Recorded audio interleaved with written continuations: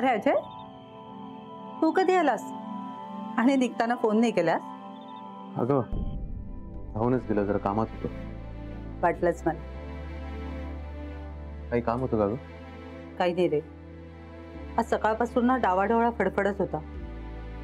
उगाचच काही बाई मनात विचार येत होते. आई, माझी काळजी करणं कधी सोडून देणार आहेस? माझी सून आली ना की मग बघू.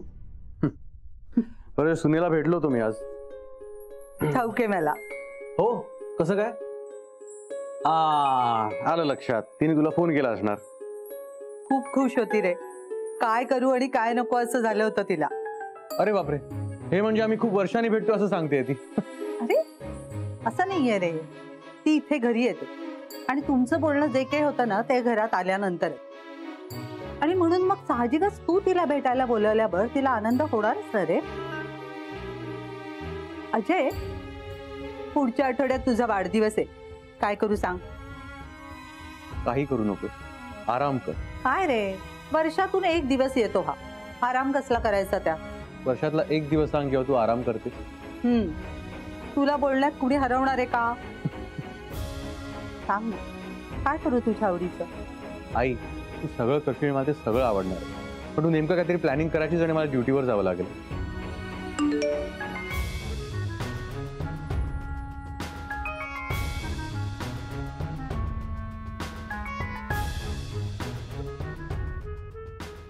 बघ ना, थोडासा वेळ मिळाला तर. अगं आई, मी प्रयत्न करेन, पण तुला माहिती आहे ना. हे बघ, तू सुट्टी घे असा आग्रह मी तुला अजिबात करणार नाही. तुझ्या बाबांनीच हात ठेवलाय ना तुझ्या डोक्यावर. अरे आपल्या घरात कुठलाही सण समारंभ असला ना तरी सुद्धा सुट्टी घ्यायचे नाही. ते नेहमी म्हणायचे दुसऱ्यांच्या घरातले सण समारंभ सुखाने साजरे करता यावेत म्हणून मी पोलिसात भरती झाले. अरे मी खूप वेळा गणपतीच्या वेळेला मागे लागायचे ना, तेव्हा कुठे एखादा दिवस सुट्टी घेऊन गावी यायचे माहितीये, आणि आपल्याला पुढे पाठवायचे. आठवते सगळं. तुला फक्त आठवत नाहीये, तू वागतोयस त्यांच्यासारखाच. अगं आई, सध्या सिच्युएशनच अशी आहे. आता इथे आहे तर दुसऱ्या क्षणी फील्डवर जावं लागतं.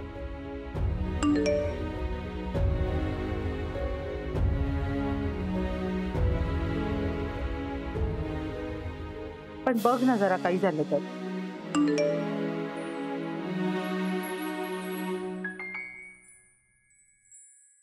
काय रे, कुणाचे मेसेज आहे? कुणी नाही ग. नेहाचे आहेत ना? तिला सुद्धा बरं वाटेल रे तू वेळ काढलास तर. थोडा प्रयत्न कर ना. बर, ट्राय करतो. पण आई, वाढदिवसाचं फार काही करू नकोस. ही केस सॉल्व्ह होईपर्यंत वेळेचं काही सांगता येत नाही. ठीक आहे, तुझं काम आधी महत्वाचं आहे, माझ्यासाठी आणि नेहासाठी.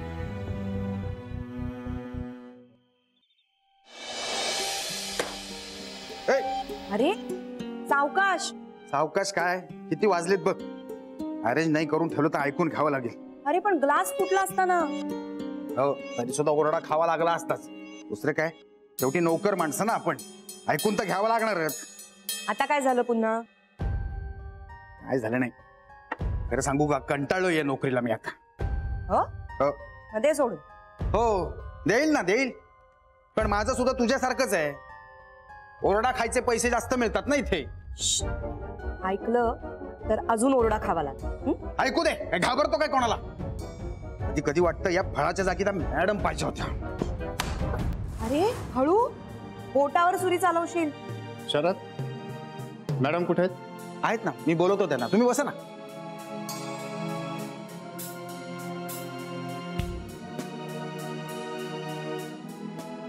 मॅडम, पटवर्धन साहेब आले. हो सांगतो. साहेब, कॉफी घेणार तुम्ही? हो चालेल. साहेब, धनंजय साहेबांचा काही पत्ता लागला का? नाही. खूप दिवस झाले ना. साहेब, मला तर आता भीती वाटू लागली. साहेबांना काही झालं तर. मॅडम आल्या. मिस्टर पटवर्धन, तुम्ही आत्ता? राणी, कसली पाहिले?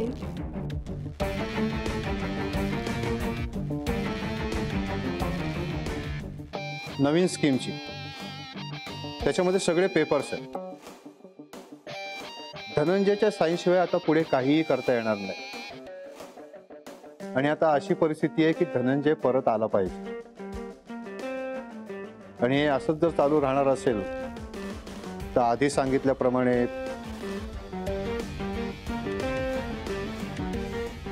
आपल्याला ही पार्टनरशिप कंटिन्यू करता येणार नाही.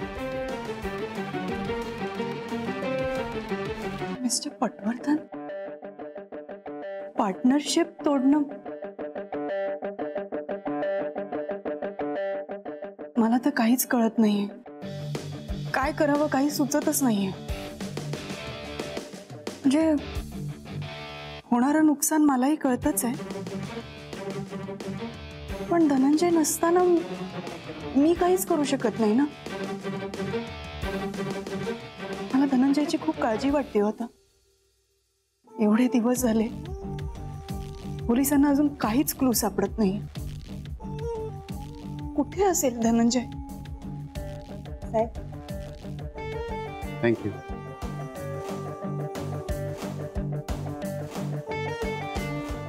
मीरालाही खूप काळजी वाटते. तिचे सतत कॉल्स येत आहेत मला. मी मीटिंग मध्ये होतो म्हणून कॉल अटेंड नाही करू शकतो. आता काळजी वाटते तिला? याआधी नाही वाटली कधी काळजी? राणी, इथे आली होती ती. मी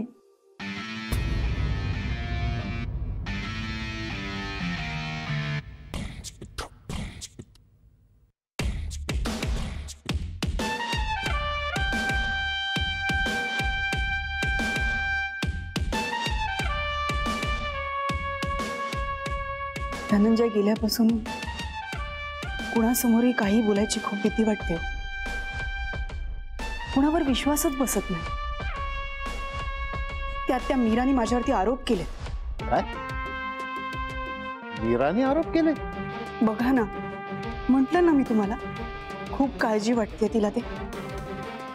त्या अजय ठाकूर समोर तिने काय सांगितलं माहितीये? मी धनंजयला गायब केलं. माझं प्रेम आहे त्या माणसावर. हे असं सगळं करून काय मिळणार आहे मला? तुम्हाला पण असंच वाटतंय का मिस्टर पटवर्धन? काय संबंध? आणि मीरा असं का सांगेल? काय? माझ्यासाठी तो खूपच मोठा शॉक होता. कदाचित तिचा ह्याच्यातनं काहीतरी फायदा होणार असेल. तुम्हाला माहिती आहे ना ती कशी आहे. या प्रॉपर्टीवर डोळा आहे तिचा. आता हे पोलिसांना कोण सांगणार?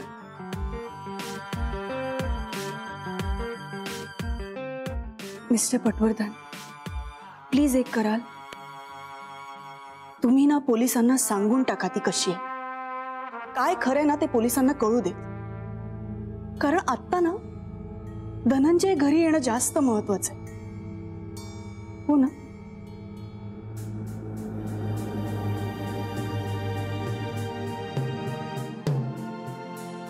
I am sorry. तुम्ही प्लीज कॉफी घ्या ना, थंड होईल.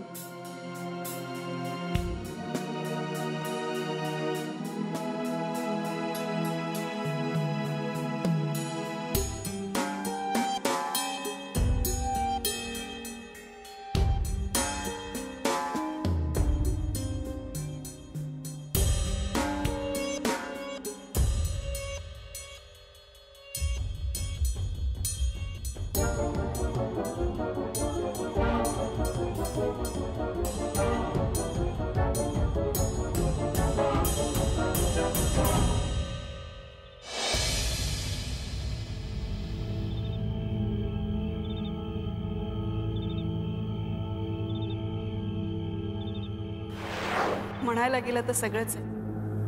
बंगला आहे, पैसा आहे, गाड्या आहे, नोकर चाकर आहेत. पण सगळं असूनही काहीच नसल्यासारखं. गुन्हेगार तुमच्या समोर आहे राणी. मला खात्री आहे हे राणीनीच केलं. आणि या तपासातच तुम्हाला कळेल की ही जी बाई आहे ना राणी, ही किती पाताळ यंत्री येते. कठीण जाईल तुम्हाला तिच्या विरोधात कुठलाही पुरावा गोळा करणं फार कठीण जाईल. खूप केलं धनंजयनी त्याच्या बहिणीचे, पण हिला फक्त रिलेशनशिपचे बेनिफिट्स हवे आणि मुख्य म्हणजे प्रॉपर्टीतल्या शेअरसाठी. ज्या दिवशी धनंजय गायब झाला त्याच्या आदल्या रात्री धनंजय आणि पटवर्धन मध्ये खूप भांडणं झाली होती. म्हणजे तू धनंजयला लॉबीमध्ये पाहिलंस? नाही, मी नाही पाहिलं त्याला. मी राणी सरदेसाईंना सांगितलं होतं की केस लवकरात लवकर सॉल्व्ह होईल, पण तिथेही काहीच हालचाल दिसत नाही.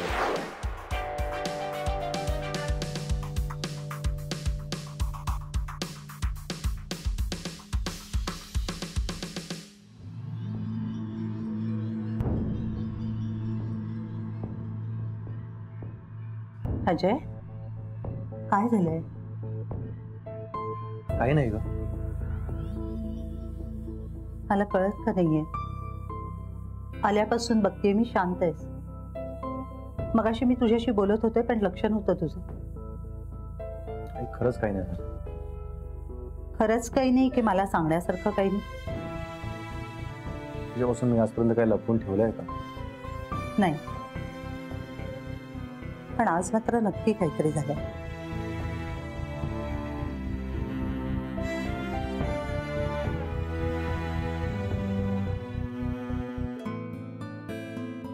केसचा विचार करतो.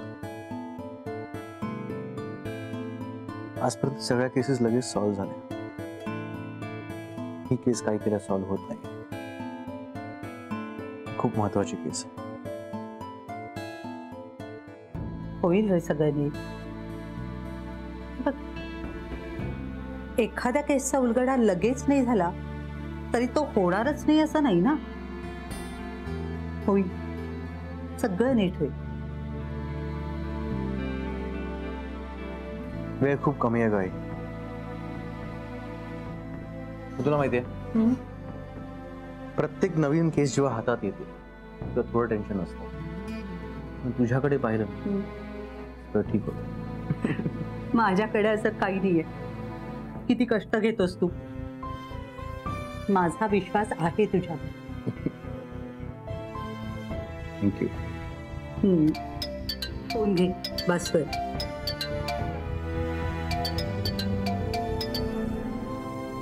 जैन सर.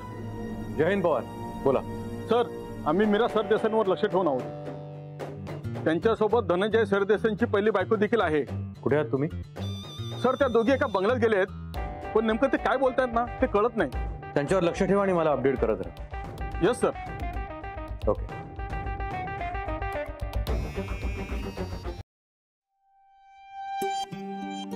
काही कळलं का ग त्यांच्याबद्दल? गायत्री, तुझा आणि धनंजयचा डिवोर्स झाला तरी अजूनही त्याची तेवढीच काळजी करतेस ना? तसं नाही, मी सहज विचारलं. सहज? तुला खरं सांगू गायत्री, हे सगळं तुझ्यामुळे झालंय. माझ्यामुळे? हो. हा जो तुझा स्वभाव आहे ना त्याचा गैरफायदा घेतलाय धनंजयनी आणि राणीनी. आपला नवरा देव माणूस आहे म्हणे. तू देव्हाऱ्यात बसवलंस त्याला. त्यांनी काय केलं? घरात सुद्धा जागा दिली नाही तुला. अगं पण असं काय होईल असं मला खरंच तेव्हा वाटलं नव्हतं. कारण तेव्हाही तू धनंजयच्या चुकांकडे दुर्लक्षच करत गेलीस. फायनली काय, राणी त्या घराची मालकीण झाली आणि तुला इथे येऊन राहावं लागलं. मी खरं सांगू का तुला, मला ना त्यांच्या प्रॉपर्टीमध्ये, त्यांच्या पैशांमध्ये अजिबात इंटरेस्ट नाही. अजिबात. मला काही नको आहे. पण तरीही धनंजयचा तितकाच विचार करत असतेस ना.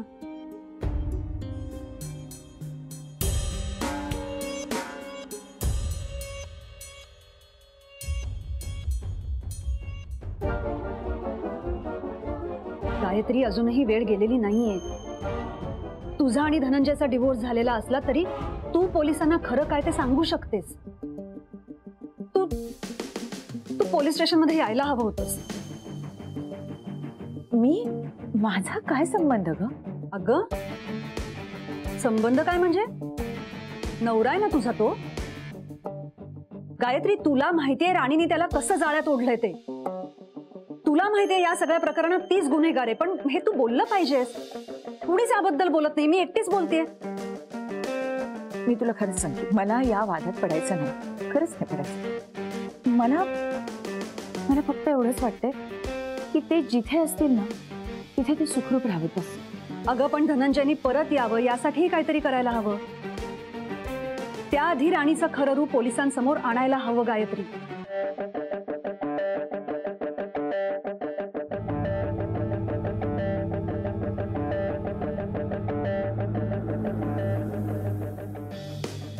कॉफी संपली आहे का तुझी? मी मग ठेवून येते. तू विषय बदल आणि मग पुढत बस मनातल्या मनात.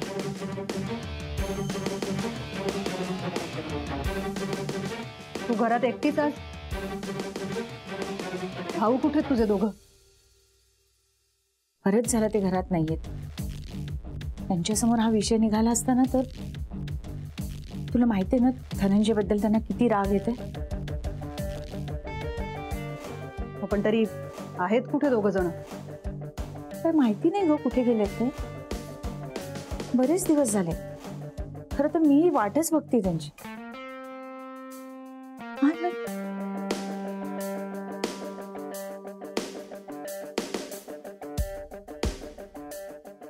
बरेच दिवस गेलेत कुठे दोघं?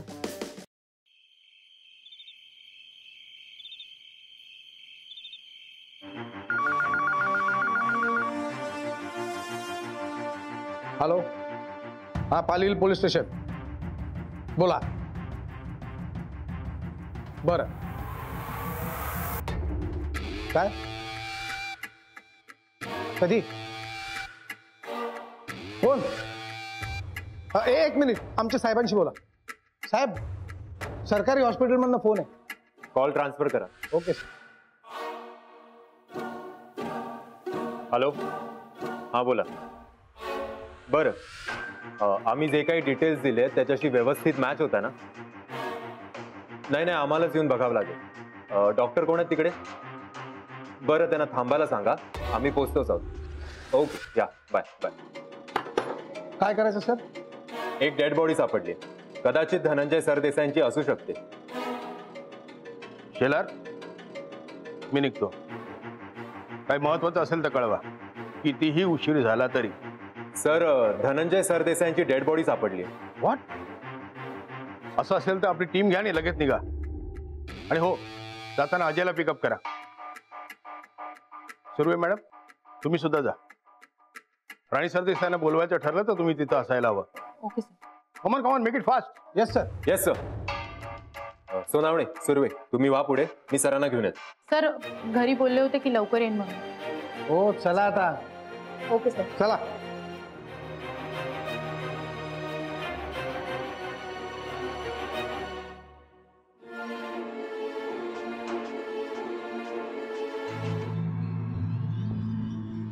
सतत विचार नको रे करू, सगळं काही ठीक होईल. काहीतरी पुरावा हातात लागेल असं वाटतंय. एकदाच या केस मधून बाहेर पड. स्वामी आहेत मागे, आणि उद्या सकाळी जाताना स्वामींचा अंगारा लावून जा. हो ग आई, काळजी नको करूस. तर माझ्या कामाचं टेन्शन घेऊन तू जागी राहशील. तू झोप आधी. नाही रे, मी पडतेच आहे, पण तूही लवकर झोप. उद्या सकाळी जायचंय ना तुला? हो, या. तू आराम कर, मी जरा पाणी घेऊन. हो हो, ये. जय हिंद सर. शेलार, जय हिंद. काय झालं सर? जरा बोलायचं होतं. बोल. जरा बाहेर येतं का प्लीज? ये.